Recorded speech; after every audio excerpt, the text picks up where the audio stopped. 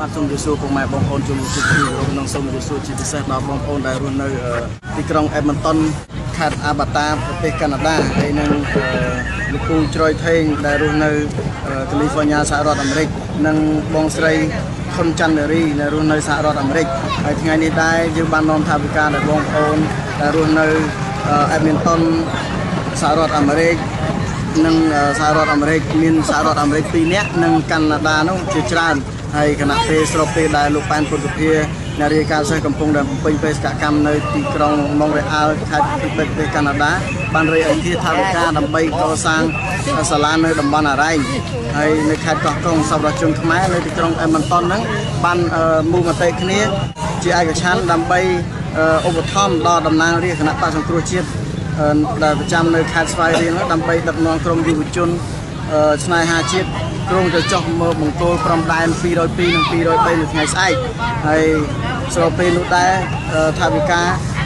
ដែលបងប្អូនលើអង្គាសមកពីទីក្រុង Edmonton ខេត្ត Alberta ប្រទេសកាណាដានោះមានចំនួន$270សហរដ្ឋអាមេរិកទី1គឺមានម៉ាក់យាយកៅដាវី$50កាណាដាទី2លោកញ៉ែមភាពនៅភរិយា$50កាណាដាទី4លោកសុកអាង$30កាណាដាទី5លោកជាអាននិងភរិយា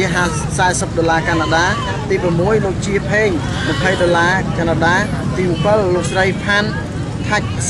$40កាណាដាទី8លោកយាយសឿន$30កាណាដាថវិកាសរុបទាំងអស់គឺ$360កាណាដាវាស្មើនឹង$270សហរដ្ឋអាមេរិកហើយក្នុងនោះយើងគាត់ប្រគេនជូនថវិកាទៅដល់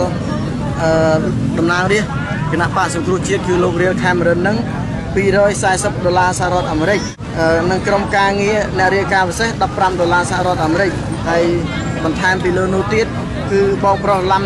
ផានៅទីក្រុងToronto ប្រទេសកាណាដានឹងបានឧបត្ថម្ភបន្ថែមពីលើ$20សហរដ្ឋអាមេរិកទៀតអញ្ចឹងសរុបថវិកាសម្រាប់លោករៀលខេមរិនគឺ$270សហរដ្ឋអាមេរិកហើយដោយសារតែយើងកំពុងតែមានវត្តមាននៅព្រះអង្គដង្ការហើយសកម្មជនដែលជាតំណាងដែលនឹងគ្រងទៅពិនិត្យមើលបង្គោលព្រំដែន202 203សូមស្ដីសួស្ដីដល់ការធ្វើដំណើរនោះឥឡូវយើងបានជួបនឹងអាដាមរៀលខេមរិនយើងនឹងយកថវិកានេះគឺជូនទៅដល់អាដាមតែម្ដងមកឥឡូវយើងនាំគ្នាទៅជួបអាដាមទាំងអស់គ្នាសូមជឿ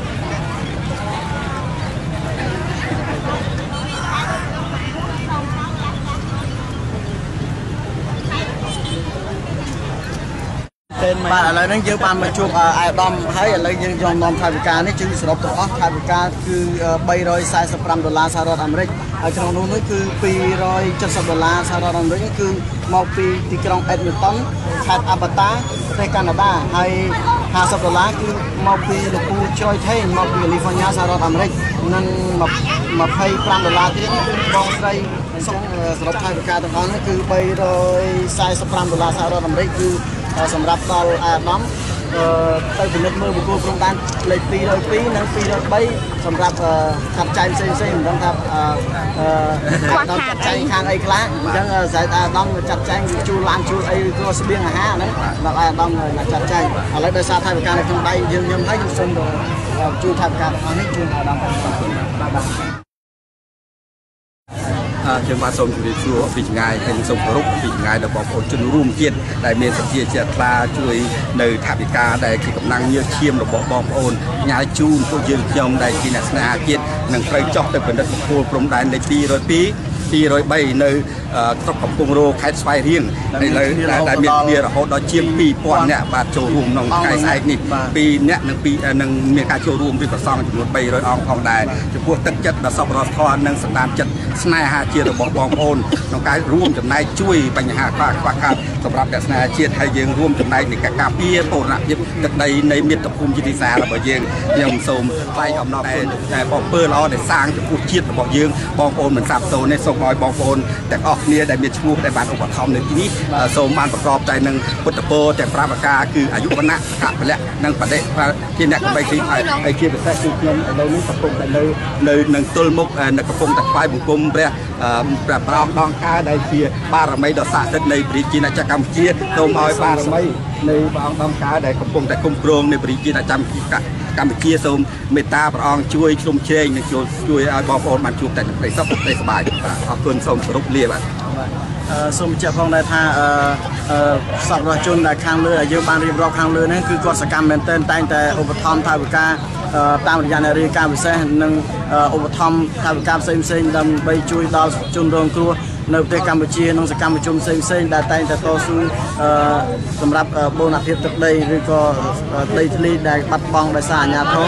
បានយកចិត្តទុកដាក់ហើយដូច្នេះសូមអរគុណសូមជម្រាបលាដែលមានលោកយាយយ៉ាតជាតំណាងនៅទីនេះហើយទឹកដីខេត្តបៃលិនណាក៏បានដឹងដែរគឺជាទឹកដីត្បូងរ៉ែពេជ្រកណ្ដៀងរបស់ខ្មែរទាំងមូលក៏ប៉ុន្តែ3ទសវត្សរ៍ចុងក្រោយនេះការបំផ្លិចបំផ្លាញព្រៃឈើបំផ្លិចបំផ្លាញរ៉ែត្បូងកណ្ដៀងនៅទាំងប្រមាណគឺត្រូវបានខ្ទេចខ្ទីអស់ស្ទើរតែគ្មានអ្វីសល់ទាំងអស់ចំណុចនេះសល់បញ្ជាក់ឲ្យឃើញថា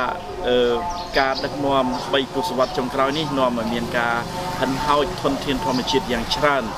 រហូតដល់ពេលនេះជារាជខ្មែរក៏ដូចជាយុវជនខ្មែរគួរយល់ដឹងថាអ្វីខ្លះដែលយើងបាត់បង់អ្វីខ្លះដែលយើងនៅសេសសល់គួរចូលរួមចំណែកគិតពិចារណាដើម្បីថែរក្សាទ្រព្យសម្បត្តិធនធានធម្មជាតិដែលជារបស់យើងទាំងអស់គ្នានោះឲ្យបានគង់វង្សទុកសម្រាប់កូនចៅយើងជំនាន់ក្រោយការអភិវឌ្ឍមែនការអភិវឌ្ឍក៏ប៉ុន្តែគេត្រូវការថែរក្សាបរិស្ថានខ្លះហើយនឹងធនធានធម្មជាតិមួយចំនួនជាច្រើនដែលត្រូវបាត់បង់នោះវាមិនស្មើឬមួយក៏វាមិនមានតុល្យភាពនឹងការអភិវឌ្ឍនិងការបាត់បង់នោះទេដូច្នេះយើងសង្ឃឹមថាយុវជនខ្មែរជាប្រដ្ឋខ្មែរលោកដឹងថាទឹកដីបៃលិនគឺជាទឹកដីមួយដែលមានអ្វីខ្លះហើយឥឡូវនៅសល់អ្វីខ្លះដូច្នេះ3ទសវត្សរ៍ចុងក្រោយនេះខ្មែរយើងបាត់បង់យ៉ាងច្រើនទាំងធនធានធម្មជាតិត្បូងរ៉ែក៏ដូចជាព្រៃឈើក៏ដូចជាមានការយាយីច្រាប់ជ្រៀកព្រំដែនទឹកដីរបស់យើងផងដែរទឹកដីទាំងខាងលិចទាំងខាងកើតត្រូវបានគេប្រមាថមើលងាយហើយគេឆ្លៀតឱកាសដើម្បីយកទឹកដីរបស់យើងជាដើមដូច្នេះពេលនេះមហាជនខ្មែរដែលត្រូវការឯកភាពជាតិមួយខ្ពស់ដើម្បីឲ្យខ្មែរបានរឹងមាំទាំងផ្នែកសេដ្ឋកិច្ចសង្គមនិងនយោបាយពេលនោះហើយដែលគេលែងហ៊ានប្រមាថមើលងាយយើងសូមអនុញ្ញាតគោរពជំរាបសួរពុកម៉ែមីមីបងប្អូនយាយតាទាំងអស់នៅក្នុងបណ្ដាញសង្គម Facebook ជាពិសេសបងប្អូនដែលកំពុងតាមដាន Page អ្នករាយការណ៍ពិសេសជាទីមេត្រីខណៈពេលនេះនាងខ្ញុំងឹមគិតថាព្រមទាំងកាមេរ៉ាមែនលោកខេងសុផាន់កំពុងតែមានវត្តមាននៅមុខព្រះអង្គដងកើហើយឃើញថាថ្ងៃនេះដែរមានជាតំណាងរាស្ត្ររបស់គណៈបកសង្គ្រោះជាតិអាយដាមរៀលខេមរិនព្រមទាំងយុវជនយុវតីស្នេហាជាតិព្រមទាំងអសរស្នេហាជាតិកំពុងតែរៀបចំនឹងការធ្វើពិធីសាសនាដើម្បីសុំសេចក្តីសុខចំពោះនឹងការចុះទៅមើលបង្គោលព្រំដែនលេខ202និង203នៅថ្ងៃស្អែកនេះហើយបន្តិចទៀតនេះមានការថ្វាយបង្គំក៏ដូចជាសុំពរជ័យនៅមុខអង្គដងកើផ្ទាល់នេះតតែម្ដងចានៅពេលនេះសូមបងប្អូនទស្សនាទស្សនភាពនៅទីនេះជាមួយនាងខ្ញុំដូចតទៅចា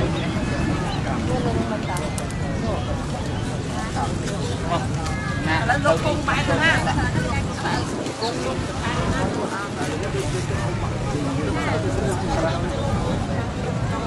ตัวนี้ไอ้ตำบลเนี่ย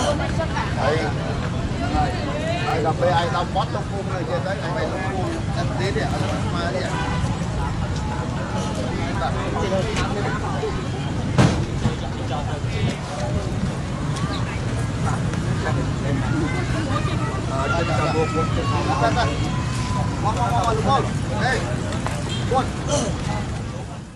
ฟังวิทยาอาวิทยาสุติยมยังกะเลอปราจิตปาลังเกเสเสปตวิภากะเรอภิเสเกสังวะ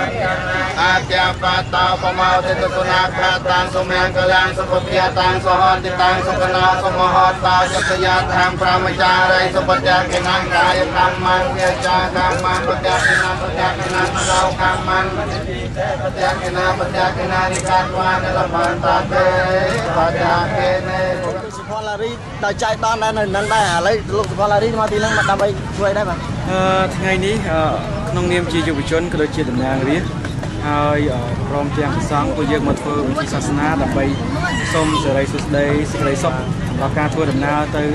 ខេត្តស្វាយរៀងស្អែកចំនួនមនុស្ស 2000 ទៅ 3000 នាក់រួមទាំងអ្នកខេត្តស្វាយរៀងដើម្បីយើងសូមសេរីសុខភាពតាមផ្លូវទៅលើប្រភពព្រំដែនដែលយើងចាក់កំណត់ហេតុនៅនោះណាអរគុណច្រើនគុណបាទតែចាំជួបគ្នានៅថ្ងៃស្អែកទៀតញ៉ាឥឡូវយើងនាំគ្នាទៅជួបអាដាមរាជខាងវិញខាងនេះបាទ ឲ្យអ្នក